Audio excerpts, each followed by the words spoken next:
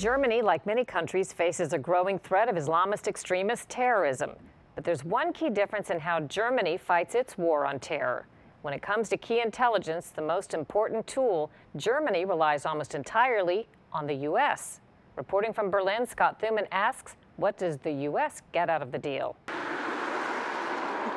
From the Cold War's dividing line, the Berlin Wall, to the epic relic of espionage, Checkpoint Charlie, now turned tourist trap, Germany has a long history of keeping populations in place as the times and politics dictate.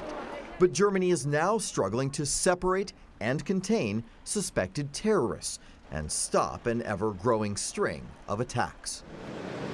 Christmas time in Berlin. The market attacked by a radicalized refugee from Tunisia who made his way into Germany, killed 12 and injured more than 50 when he drove a truck into the celebrating crowd. A year ago, a train attack near Wurzburg when an Afghan asylum seeker stabbed 5 people. And a suicide bombing at a music festival in Ansbach. A Syrian refugee blew himself up. 15 people were hurt.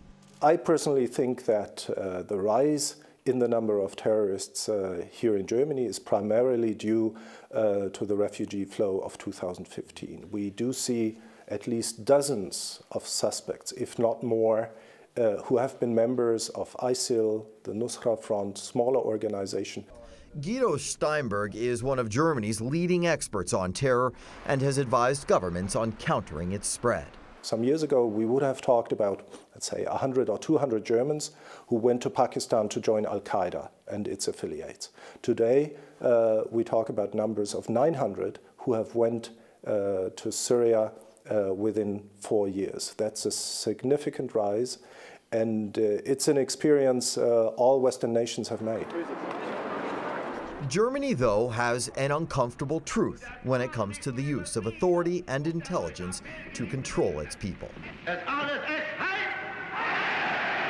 We have had 2 dictatorships where intelligence and police were merged in the notorious Gestapo, the secret state police in the Third Reich, or in the state security, the Stasi in East Germany. And that is why Germans first don't want to merge intelligence and police, and secondly, and that's even worse, they don't want strong intelligence services. So we see a country which has a long tradition of repression, a country that has quite strong police services, but the whole security architecture is fragmented and the intelligence services are weak. So if we know about a threat, we are good because we have good police. But if we don't know about it, we don't have the methods to find out about them.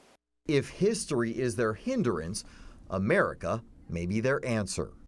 You were quoted as saying, in a way, we have outsourced our counterterrorism efforts to the United States. Yes. Yes, that's absolutely true, because the most difficult thing in counterterrorism is to find out who might be a danger.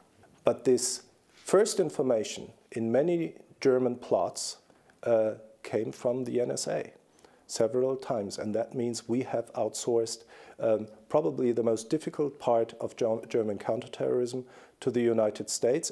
That sharing has proven invaluable and likely recently saved lives, like here at the Berlin airport, where there was a plot allegedly underway to set off explosives. It was American intelligence that tipped off the Germans. Since the war on terror is now a global effort, trading intelligence is pivotal to preventing attacks. Steinberg claims Americans are getting the short end of that stick. What can American intelligence agencies learn from German authorities? Should we be taking any lessons from the German authorities? I don't think there is any lesson that the Americans can learn in Germany. They can probably learn from the Brits, who I think have the most professional intelligence services worldwide. They might learn some things from the French, even though they are unreliable. But I think German security authorities have nothing to offer to the United States.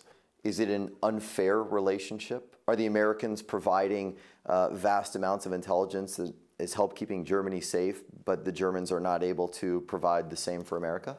Yes, the relationship between the United States and Germany in security matters is absolutely unfair. Very one-sided. It's one-sided. It should have changed after Germany became a sovereign state in the early 1990s, but it did not. So I think it's absolutely fair for the Trump administration to demand more in military terms, but security in general, and I think the Germans should do more in intelligence. The European press reports that the head of Germany's ruling party believes his government should reconsider what information they do share with Washington over fears of so-called loose lips in the Trump administration.